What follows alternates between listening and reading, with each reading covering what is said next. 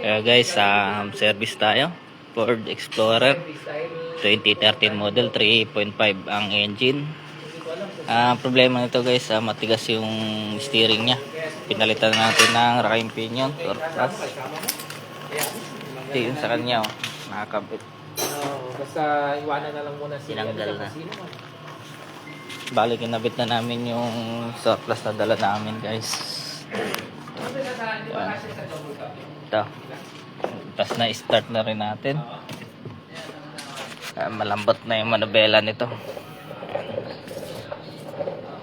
Tapos wala na yung steering fault na dito nakalagay.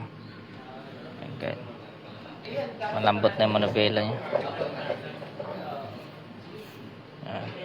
May assist lang po kayo pag may problema yung steering nyo po. Ford Explorer, home service naman po. Available naman po yung mga parts ng racking pinion, electronic. Kahit ano pong sasakyan, available po. Home service naman po kami.